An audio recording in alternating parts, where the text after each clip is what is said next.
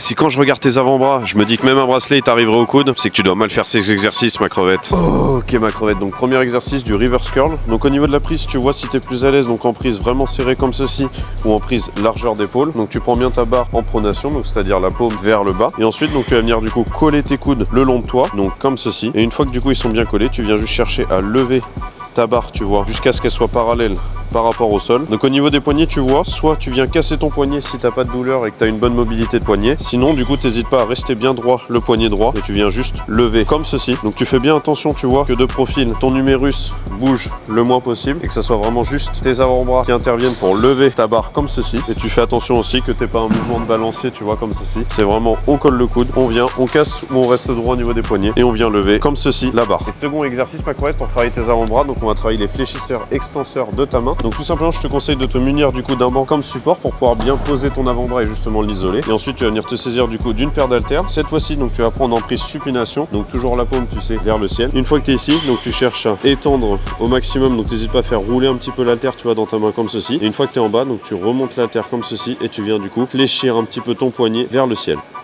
Et une fois du coup que tu as fait en supination, donc la paume vers le ciel, ce que je te conseille c'est que tu retournes et tu vas faire en pronation, du coup là tu vas avoir du coup ta paume qui va être vers le bas. Et toujours le même principe, tu viens poser ton avant-bras, tu détends comme ceci et tu viens hop, lever vers le ciel ton haltère tout en te concentrant toujours qu'il n'y ait que vraiment le mouvement de poignet comme ceci. Et là tu vas directement sentir, tu vois, ton avant-bras travailler. Et donc une fois que tu as fini pour ton bras droit, tu fais pareil pour ton bras gauche et c'est parfait ma crevette. Et que ça soit donc sur le reverse curl ou tes flexions extensions palmaires, du coup ce qu'il faut savoir c'est que tes avant-bras vont être composés majoritairement de fibres lentes. Donc du coup ce que je te conseille c'est de faire en fait beaucoup de répétitions sur ces exercices afin de travailler de manière optimale tes avant-bras ma crevette. Donc je te préviens ma crevette, si je te vois encore avec tes avant-bras de collégien, ça va très mal se passer.